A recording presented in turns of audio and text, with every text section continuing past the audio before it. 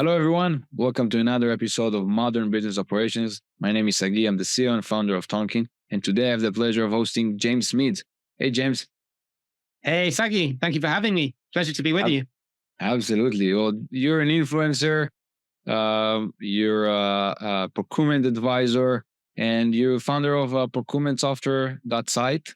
And you have your own podcast too about procurement.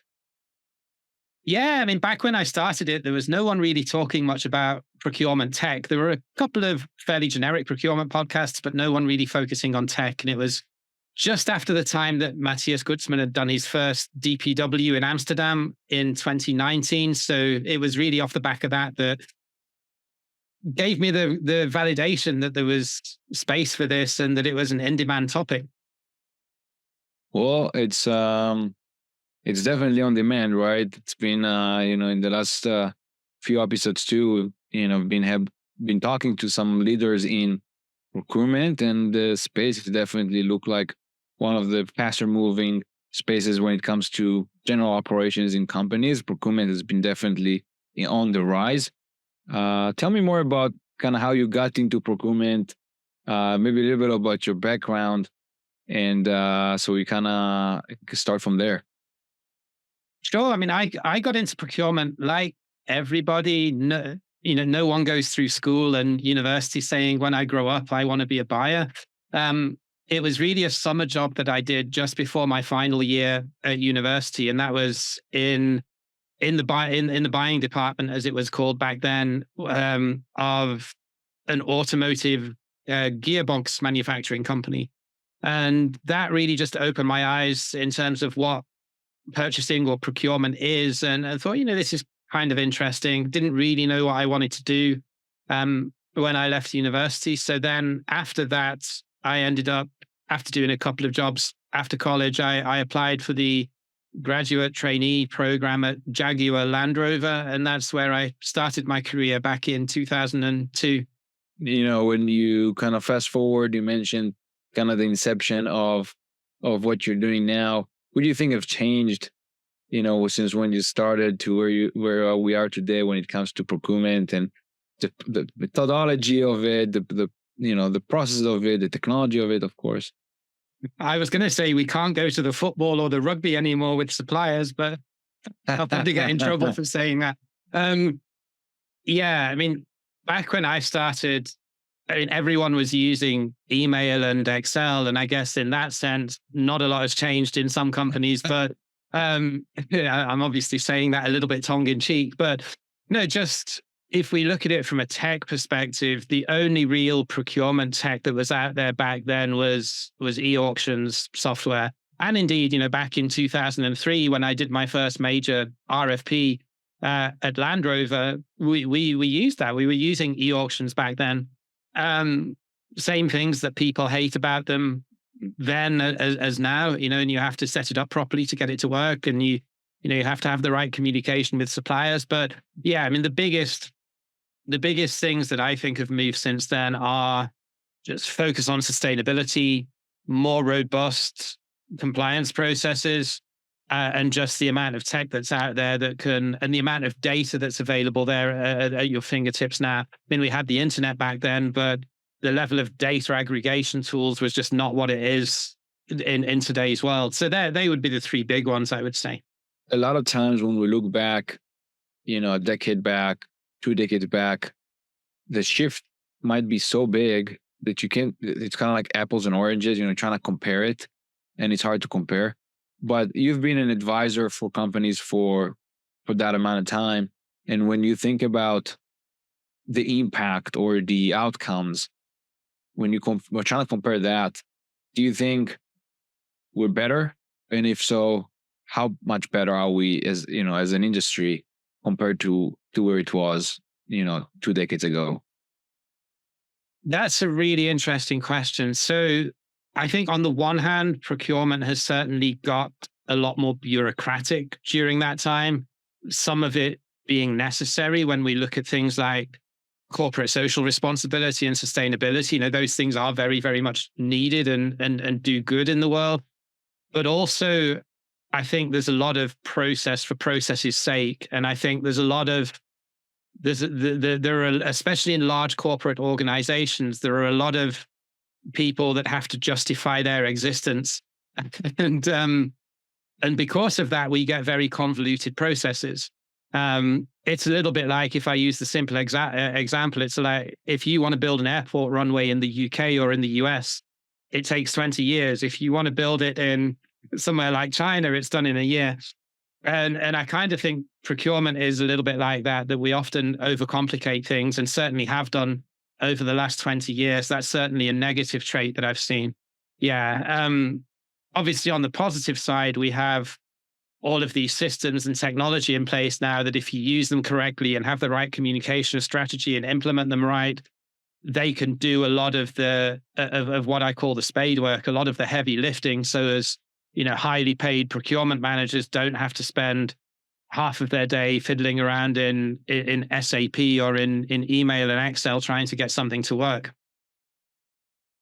This is definitely one of probably the most interesting topic that I don't think has been getting enough attention. And I don't think it's procurement specific.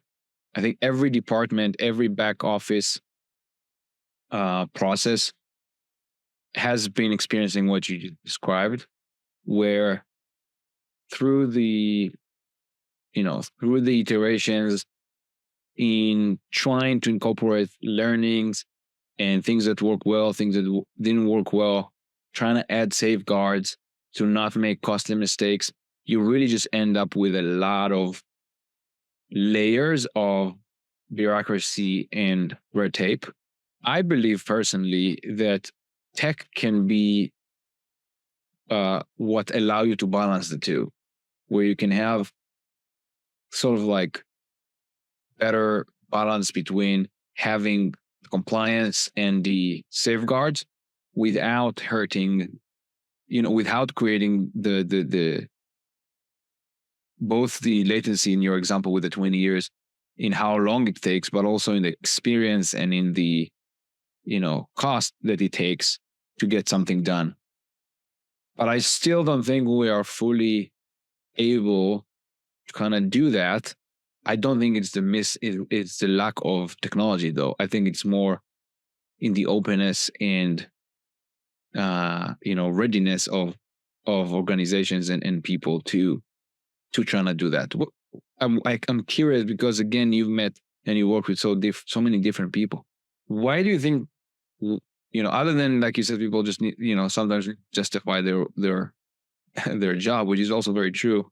How do we improve this? Because I don't think anyone would disagree that there's a better world out there when we can achieve things faster and not in our lifetime, versus that everything becomes what we used to be a year is now 20 years, and later it will be 40 years. How do we go about that? Yeah, I would kind of separate it into two. I mean, you're absolutely right that there are certain processes that are necessary evils and that have to be there. And if you can use technology to speed those processes up or make them a little bit more tolerable for the end user that has to deal with all of the compliance requirements for working within those processes, then yeah, I 100% agree.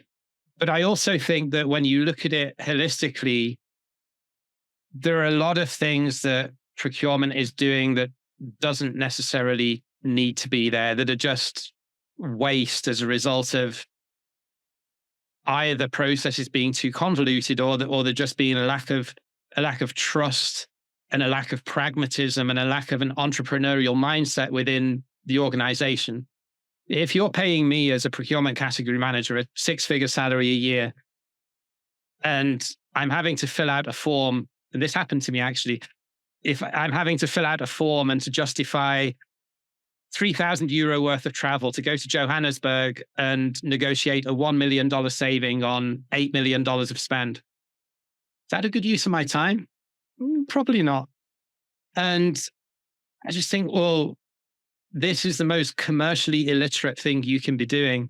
Why are you wasting my time making me do this when, I'm going out there? I'm not going there because I want to. I mean, okay, yeah, I like ostrich and South African wine, but not going there because I want to. I'm going there because I'm saving the company money. I already have to fly economy. So, why am I having to justify this? I'm delivering, what is it? 1 million over 8 million. It's 15% plus saving if my maths is correct. Why am I having to fill out a pointless form to justify this? Just give each employee or give each team leader a certain budget that they can manage and use their autonomy and within their jurisdiction to be able to manage it, whether they think it's going to add value to the wider business. The same thing if you've got a supplier that you spend $10,000 with and the supplier reduces his payment terms because you never pay him on time. Why do I have to spend time chasing through signatures from finance to adjust the payment terms? The impact on cash to the business is minute. Stop wasting my time. You don't. If you want to pay a 23-year-old graduate $40,000 a year to do that type of work, fine. But if you're hiring experienced people that know what they're doing and that have business acumen, so I would say when you're looking at any sort of process, eliminate what you don't need first, and then look at automating or orchestrating in the case of what Tonkean does, the rest of it to make the process a little bit more palpable to the organization. I'm a big believer in the lead type of approach, right? The leader stuff. This is so funny. Such a good example because the same team too. The team that would really want someone to fill the expense report for that flight is that coming from the same, might not be the exact same team, but like it's the same organization on the same department conceptually to trying to save on spend, to trying to say where are we spending our money on the right stuff. But how, literally, how do we make people understand, listeners right now that are listening in, what are the steps that we can do if someone is listening in in their company, they're in a role that they can influence, or maybe even they're the one that managing it. If you are, coming as an advisor and say, like you said, you need to delete the stuff that doesn't need to, how do you go about it? Are you creating an umbrella to all of it, or are you going one by one, all the different edge cases and trying to create, a situation? Because I think this is where most of those realities occur. It's not because people are trying to be malicious about it. It's because it's easier to just say, okay, everyone, if it's more than $2,000, let's take your example. If the trip is more than $2,000, you need to fill that form. There's no aspect of ROI there. Versus if you talk to a human, they have common sense, right? And say, well, what is this for? Oh, never mind. Yeah, of course you can go, kind of thing. How do you go about it? Where do you start? Is kind of, I'm preaching all the time, from a Tonkean perspective of what is the end goal and how the future can look like. I'm not going to do it now. I'm curious about from your, when you come and help a customer to a company to even just start thinking about the problem, where do they even start? Where do you suggest they'll start? Yeah, I mean, my knowledge of what different procurement technology is out there and what it can do and the specific problems that it can solve leads me to be able to look at a process and say, okay, this part that's currently being doing manually, we could put in RPA, or this part that is necessitating a category manager to spend a lot of time on the internet doing research, we can use generative AI to do that part. So, I have the knowledge to do that and to recommend what platforms or what pieces of tech could do specific aspects during a process.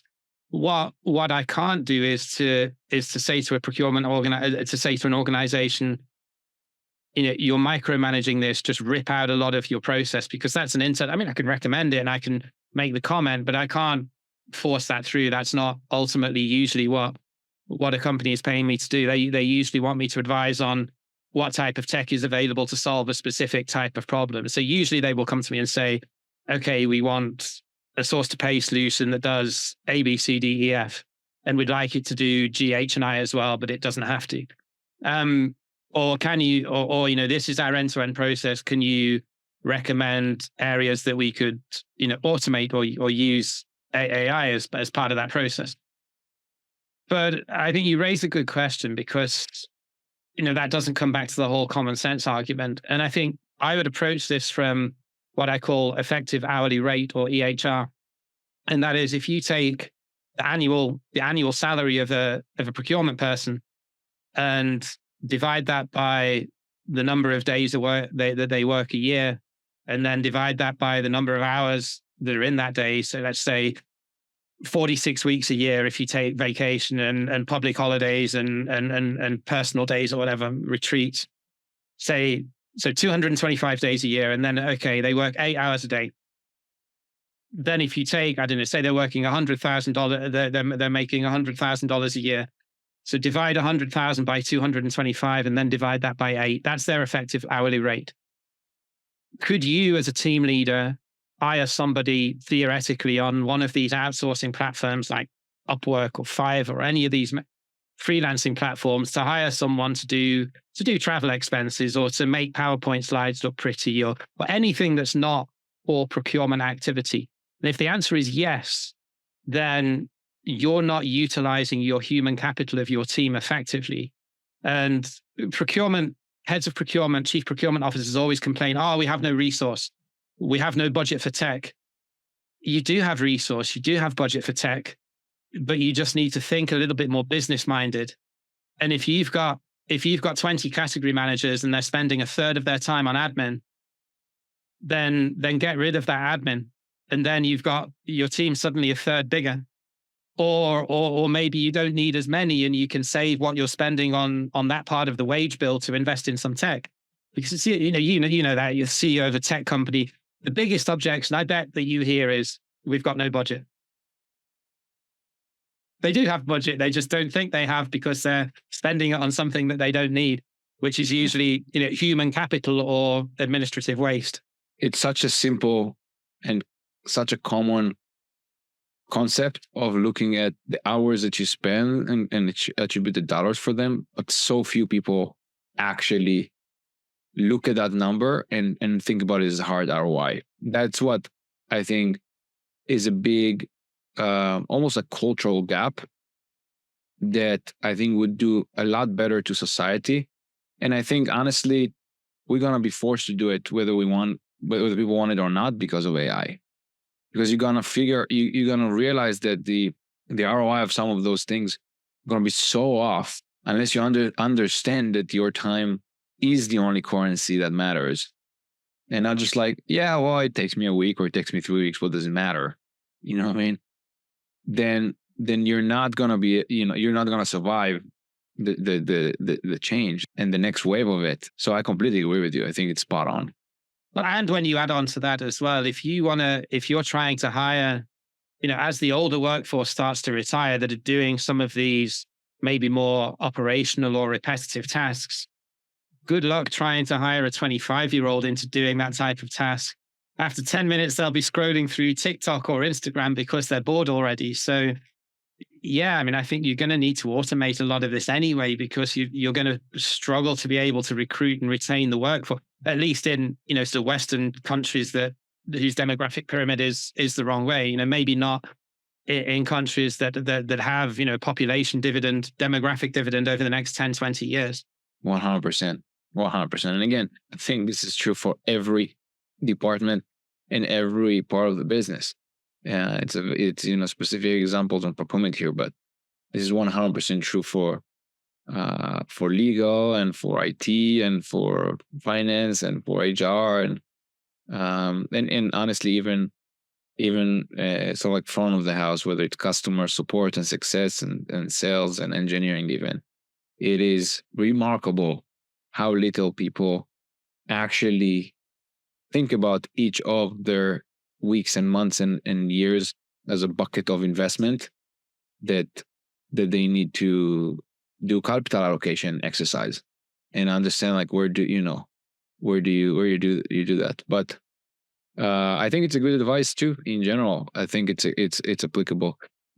Speaking of advice, as we kind of getting to the end here, I like to ask: is there any advice that you got early in your career that you feel like worth paying forward? That's a really good question. So this one's a little bit controversial, maybe, but the first boss that I had, I went to him and asked if I could get the company to help me sponsor me to study for the SIPS qualification, which is in Europe and in the UK and in a lot of the Middle East and sort of former British colonies. It's a big it's a esteemed certification in procurement and supply chain.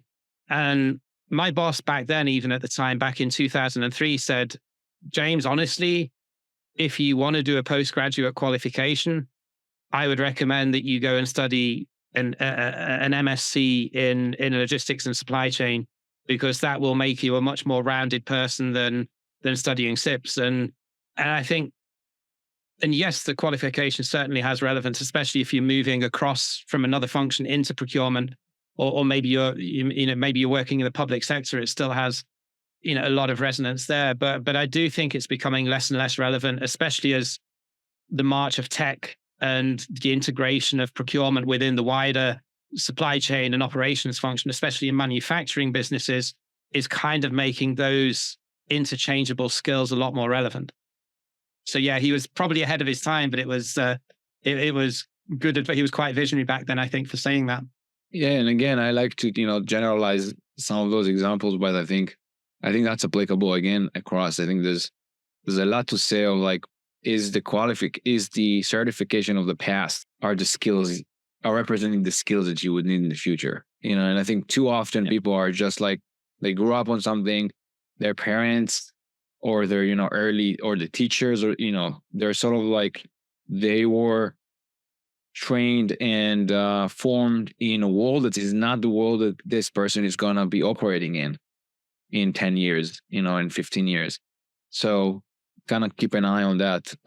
Thank you for that. Well, that was awesome. If anyone want to kind of follow up and nerd out with you on those things, where can they find you? Where's the best way? LinkedIn. Thanks, Sagi. Yeah, LinkedIn is the best way to get in touch with me. My last name is spelled Meads. Should be able to find me on there. I'm pretty active. Or if you're just curious about what other procurement tech is out there on the market, apart from what Tonkean does, just go to app.procurementsoftware.site. Completely free front end that you can use to search and filter different procurement and supply chain tech that's out there. That's awesome. Well, thanks again, James. That was really great conversation. I appreciate it. Thank you.